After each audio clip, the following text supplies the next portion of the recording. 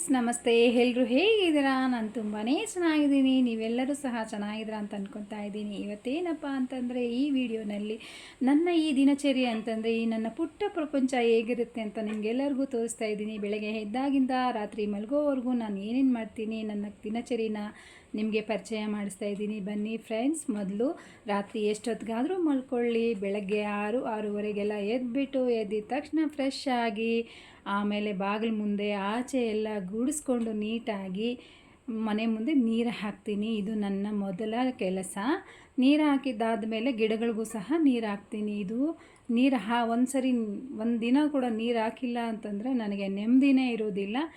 ಗಿಡಗಳಿಗೂ ನೀರು ಹಾಕಿ ಫ್ರೆಶ್ ಆದಮೇಲೆ ರಂಗೋಲಿ ಬಿಡಿಸ್ಕೊಂಡು ಹೊರಗಡೆ ಬರ್ತಾಯಿದ್ದೀನಿ. ರಂಗೋಲಿ ಸ್ವಲ್ಪ ಕಡಿಮೆ ಇದ್ದಿದ್ದಕ್ಕೋಸ್ಕರ ಚಿಕ್ಕದಾಗಿ ಬಿಡಿಸ್ತಾ ಇದ್ದೀನಿ. ಕೆಂಪು ಮಣ್ಣು ಕೋತಿ ಎತ್ಕೊಂಡು ಹೋಗ್ಬಿಟ್ಟಿದೆ ಫ್ರೆಂಡ್ಸ್.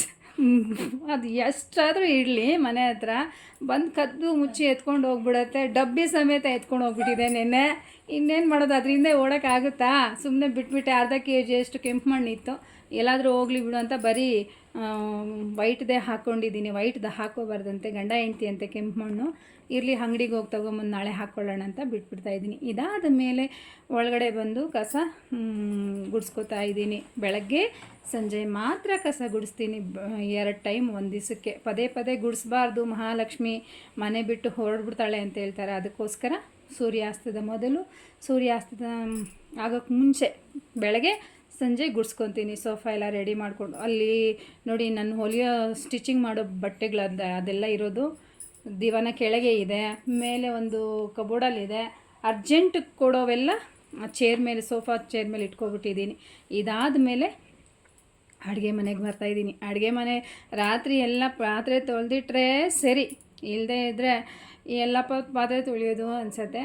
ಆದರೂ ಸ್ಟವೆಲ್ಲ ಒರೆಸ್ಕೊಂಬಿಟ್ಟು ಕೌಂಟರ್ ಟಾಪ್ ಎಲ್ಲ ಕ್ಲೀನ್ ಮಾಡಿಕೊಂಡು ರಾತ್ರಿ ಮಾಡಿರ್ತೀನಿ. ಆದರೂ ಕೂಡ ಈಗ ಒಂದ್ಸಲಿ ಒರೆಸ್ಕೊಂಬಿಟ್ಟು ಟೀ ಮಾಡಿ ನಮ್ಮ ಯಜಮಾನ್ರಿಗೂ ಕೊಟ್ಟು ನಾನು ಕುಡಿದು, ನನ್ನ ಮಗಳು ಟೀ ಕಾಫಿ ಏನೂ ಕುಡಿಯೋದಿಲ್ಲ. ನಾವು ಟೀ ಕುಡ್ಕೊಂಬಿಟ್ಟು, ಟೀ ಕುಡಿದ್ರೇ ಫ್ರೆಶ್ ಆಗಿಬಿಡುತ್ತೆ ಮೈಂಡ್. ಇಲ್ಲ ಅಂತಂದರೆ ಏನದಕ್ಕೆ ತೋಚಲ್ಲ ನನಗೆ. ಟೀ ಇರಲೇಬೇಕು. ತಲೆನೋವು ಬಂತಾ, ಮನಸ್ಸು ಸ್ವಲ್ಪ ಬೇಜಾರಾಯಿತಾ, ಟೀ ಒಂದಿದ್ರೆ ಸಾಕು, ಊಟ ಕೂಡ ಬೇಡ. ಟೀ ಎಲ್ಲ ಕುಡ್ದಿದ್ದಾಯಿತು. ಈಗ ಟಿಫನ್ ಮಾಡೋಕ್ಕೆ ಮುಂಚೆ ಇರೋ ರಾತ್ರಿ 1-2 ತಟ್ಟೆ ಇದ್ದೋಗಿತ್ತು. ಸಣ್ಣ ಪುಟ್ಟ ಪಾತ್ರೆಗಳು ಸ್ವಲ್ಪ ಇತ್ತು, ಅದೆಲ್ಲ ತೊಳೆದಾಕ್ಬಿಡ್ತಾಯಿದ್ದೀನಿ. ಈಗ ಟಿಫನ್ಗೆ ಏನಪ್ಪ ಮಾಡೋದು ಅಂತ ಯೋಚನೆ ಮಾಡ್ತಾಯಿದ್ದೆ. ಏನಿಲ್ಲ, ರಾತ್ರಿ ದೋಸೆ ಹಸಿಟ್ಟನ್ನ ರುಬ್ಬಿ ಇಟ್ಟಿದ್ದೆ. ಒಂದೇ ಒಂದು ಸಣ್ಣ ಕೆಲಸ ಮಾಡೋದು ಮರ್ತೋಗ್ಬಿಟ್ಟಿದ್ದೆ. ರುಬ್ಬಿ ಇಟ್ಟಿದ್ದ ಹಸಿ ಹಿಟ್ಟು ಕೆಳಗಡೆ ಪ್ಲೇಟ್ ಇಡೋದು ಮರ್ತೋಗ್ಬಿಟ್ಟಿದ್ದೀನಿ. ಫುಲ್ ಎಲ್ಲ ಸುರಿದೋಗ್ಬಿಟ್ಟಿದೆ. ಬೆಳಗ್ಗೆ ಎದ್ದು ನೋಡಿದ್ರೆ ಹೊಟ್ಟೆನೇ ಉರಿದೋಯ್ತು. ಏನಪ್ಪ ಮಾಡೋದು ಒಂದು ಸ್ವಲ್ಪ ಬೇಜಾರು ಮಾಡಿಕೊಂಡ್ರೆ, ಸ್ವಲ್ಪ ಒಂದು ಎಲ್ಲಿ ಮಾಡೋದು ಬಿಡು ಅಂತ ಮರ್ತೋಯ್ತು ಅಂತಂದರೆ 2 ಡಬಲ್ ಕೆಲಸ. ಈಗ 1-2 ದೋಸೆ ಅಷ್ಟು ಹಸಿಟ್ಟು ವೇಸ್ಟ್ ಆಯಿತು. ಅದಿಟ್ಟು ಬೊಟ್ಲಲ್ಲಿ ಇಟ್ಟಿದ್ದು ಹಸಿಟ್ಟೆಲ್ಲ ನೆಲದ ಮೇಲೆಲ್ಲ ಚೆಲ್ಲೋಗ್ಬಿಟ್ಟು ವೇಸ್ಟ್ ಆಗಿಬಿಡ್ತು. ಇನ್ನೇನು ಮಾಡೋದಂತ ಅದನ್ನೆಲ್ಲ ಕ್ಲೀನ್ ಮಾಡಿ ಅದ್ರ ಜೊತೆಗೆ ಸ್ಟವ್ ಒರೆಸ್ಕೊಂಬಿಟ್ಟು ಲೈಟಾಗಿ ಟಿಫನ್ ಮಾಡ್ತಾಯಿದ್ದೀನಿ. ಸಾರು ಏನು ಮಾಡೋಕ್ಕೆ ಹೋಗ್ತಾಯಿಲ್ಲ. ಕಡಲೆ ಬೀಜ ಚಟ್ನಿ ಮಾಡಿಕೊಂಡು ಸಿಂಪಲ್ಲಾಗಿ ದೋಸೆನ ಮಾಡ್ತಾಯಿದ್ದೀನಿ. ಯಾಕಂತಂದರೆ ಇವತ್ತು 2 ಫಂಕ್ಷನ್ ಇದೆ ಫ್ರೆಂಡ್ಸ್. ಒಂದು ಫಂಕ್ಷನ್ನು ಗೃಹ ಪ್ರವೇಶ, ಒಂದು ಊರಹಬ್ಬ ಇರೋದು ನಮ್ಮ ಅಣ್ಣವ್ರ ಮನೆಯಲ್ಲಿ ಸಾಗಿನಗರಲ್ಲಿ. 2 ಹೋಗಬೇಕು, 2 ಕಡೆನೂ ಹೋಗ್ಬೇಕು. ಅದಕ್ಕೋಸ್ಕರ ಲೈಟಾಗಿ 2 ದೋಸೆ ತಿಂದ್ಕೊಂಡು ಟಿಫನ್ ಕೆಲಸ ಮುಗಿಸ್ಬಿಡ್ತಾಯಿದ್ದೀನಿ ಸಿಂಪಲ್ಲಾಗಿ. ಟಿಫನ್ ನನ್ನ ಮಗಳು ಲಂಚ್ ಕೂಡ ತೊಗೊಂಡು ಹೋಗಲಿಲ್ಲ. ಸಿಂಪಲ್ಲಾಗಿ ನಾನೊಂದೆರಡು, ನಮ್ಮ ಯಜಮಾನ್ರು ಒಂದೆರಡು, ನನ್ನ ಮಗಳೊಂದೆರಡು ದೋಸೆ ತಿನ್ಕೊಂಡ್ಬಿಟ್ವಿ. ಕಡಲೆ ಬೀಜ ಚಟ್ನಿ ತುಂಬಾ ಚೆನ್ನಾಗಿತ್ತು, ಸ್ವಲ್ಪ ಖಾರ ಆಗಿಬಿಟ್ಟಿತ್ತು. ಇನ್ನೇನು ಮಾಡೋದು ಅಂತ ಅಡ್ಜಸ್ಟ್ ಮಾಡಿಕೊಂಡ್ರು ಎಲ್ಲರೂ. ಇದಾದ ಮೇಲೆ ನನ್ನ ಮಗಳು ಕಾಲೇಜಿಂದ ಬಂದ ಮೇಲೆ ರೆಡಿಯಾಗಿ ನಾವು ಗೃಹ ಪ್ರವೇಶಕ್ಕೆ ಹೋಗ್ತಾ ಇದ್ದೀವಿ. ಪಕ್ಕದ ಮನೆಯಲ್ಲೇ ನಮ್ಮ ಮೇಡಮ್ ಮನೆ ತುಂಬ ಚೆನ್ನಾಗಿದೆ ನೋಡೋದಕ್ಕೆ. ಪೂಜೆನೂ ಅಷ್ಟೇ ತುಂಬ ಚೆನ್ನಾಗಿ ಮಾಡಿಸಿದ್ರು. ನಾವೆಲ್ಲ ಊಟ ಮಾಡಿಕೊಂಡು ಕುಂಕುಮ ತಗೊಂಡು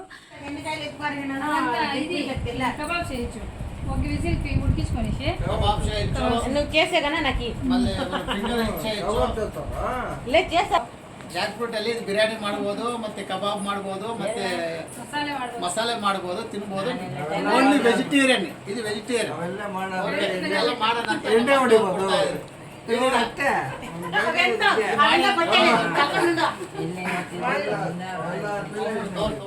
ಎರಡೂ ಕಡೆ ಫಂಕ್ಷನ್ ಮುಗಿಸ್ಕೊಂಬರೋಷ್ಟೊತ್ತಿಗೆ ಸಂಜೆ ಆಯಿತು. ನಮ್ಮ ಅಣ್ಣವ್ರ ಮನೆ ಬಿಟ್ಟು ಬರೋಕ್ಕೆ ಇಷ್ಟ ಆಗಲಿಲ್ಲ. ಅಲ್ಲಿ ತುಂಬ ಗಿಡಗಳಿತ್ತು. ನನಗಂತೂ ಗ್ರೀನ್ ಅಂದರೆ ತುಂಬ ಇಷ್ಟ, ಗಿಡಗಳಂದ್ರೂ ಇನ್ನೂ ಇಷ್ಟ. ಅಲ್ಲಿ ನಾನು ಲೆಮನ್ ಗ್ರಾಸು ಮತ್ತು ಸ್ನೇಕ್ ಪ್ಲ್ಯಾಂಟು ಇನ್ನೂ ಸ್ವಲ್ಪ ಗಿಡಗಳೆಲ್ಲ ತಂದಿದ್ದೀನಿ. ಅದನ್ನು ನಮ್ಮ ಮನೆ ಹತ್ರ ನೆಡೋಣ ಅಂತ ಹೇಳ್ಬಿಟ್ಟು ನಮ್ಮ ಅತ್ತಿಗೆ ಇನ್ನೇನು ಮಾಡ್ತೀಯಮ್ಮ ಮನೆಗೆ ಹೋಗಿ ಸಾರೇನು ಮಾಡೋಕ್ಕೆ ಹೋಗಬೇಡ ಅಂತೇಳಿ ಸ್ವಲ್ಪ ಚಿಕನ್ ಸಾರು ಕೊಟ್ಟಿದ್ರು ಎತ್ಕೊಂಬಂದಿದ್ದೀನಿ. ನಾನು ಬ್ಲೌಸು ನಾಳೆ ಅರ್ಜೆಂಟಾಗಿ 6 ಬ್ಲೌಸ್ ಕೊಡಬೇಕಾಗಿತ್ತು, ಅದಕ್ಕೋಸ್ಕರ ನಾನು ಸ್ಟಿಚ್ ಮಾಡ್ಕೋತೀನಮ್ಮ, ನೀನು ಅನ್ನಕ್ಕೆ ಮಾತ್ರ ಇಟ್ಬಿಡು ಅಂತ ಹೇಳಿದೆ. ನನ್ನ ಮಗಳು ಅಕ್ಕಿ ಕ್ಲೀನ್ ಮಾಡಿಕೊಂಡು ನನ್ನ ಮಗಳು ಅನ್ನ ಮಾಡ್ತಿದ್ದಾಳೆ. ನಾನು ಅರ್ಜೆಂಟ್ ಇರೋ ಬ್ಲೌಸಸ್ನೆಲ್ಲ ಕಟ್ ಮಾಡಿ ಇಟ್ಕೊಬಿಡೋಣ, ಕಟ್ ಮಾಡಿ ಇಟ್ಕೊಂಡ್ರೆ ಬೇಗನೆ ಸ್ಟಿಚ್ ಮಾಡ್ಬೋದು ಅಂತ ಹೇಳ್ಬಿಟ್ಟು ಕಟ್ ಮಾಡ್ಕೊತಾ ಇದ್ದೀನಿ. ಇಷ್ಟೊತ್ತಿಗಾಗಲೇ ನಮ್ಮ ಯಜಮಾನ್ರು ಹೊರಗಡೆಯಿಂದ ಮನೆಗೆ ಬಂದರು. ಇದಾದಮೇಲೆ ಕುಕ್ಕರ್ ವಿಜಿಲ್ ಬಂದು ಬ್ಲೂ ಕೂಡ ಹೋಗಿತ್ತು. ಇನ್ನು ಊಟ ಮುಗಿಸ್ಕೊಂಡ್ಬಿಡೋಣ ಅಂತ ಹೇಳ್ಬಿಟ್ಟು ಎಲ್ಲ ತಂದಿಟ್ಕೊತಾ ಇದ್ದೀವಿ. ನಾವೆಲ್ಲರೂ ಇದ್ದರೆ ಒಂದೇ ಹತ್ರ ತಂದಿಟ್ಕೊಂಡು ಒಂದೇ ಸಲ ಊಟ ಮಾಡ್ತೀವಿ. ನಮ್ಮ ಅತ್ತಿಗೆ ಕೊಟ್ಟಿದ್ದ ಚಿಕನ್ ಸಾರಲ್ಲಿ ನಮ್ಮ ಯಜಮಾನ್ರು ನನ್ನ ಮಗಳು ತಿಂದರು. ನಾನು ಬುಧವಾರ ತಿನ್ನೋದಿಲ್ಲ ಚಿಕನು ಮಟನು, ಅದಕ್ಕೋಸ್ಕರ ನಾನು ಚಟ್ನಿಯಲ್ಲೇ dosa ತಿನ್ಕೊಂಡೆ.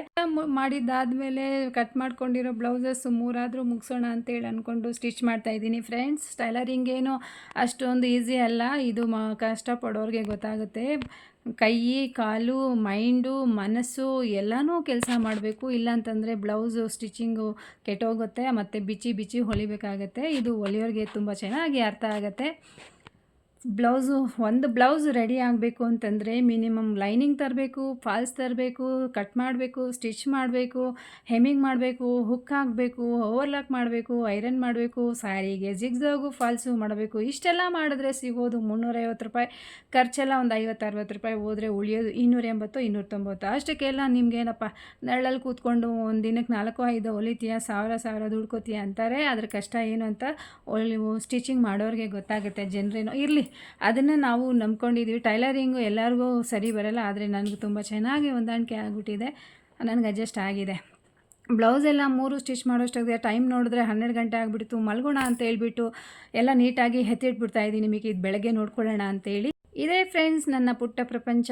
Thanks for watching. Good night friends.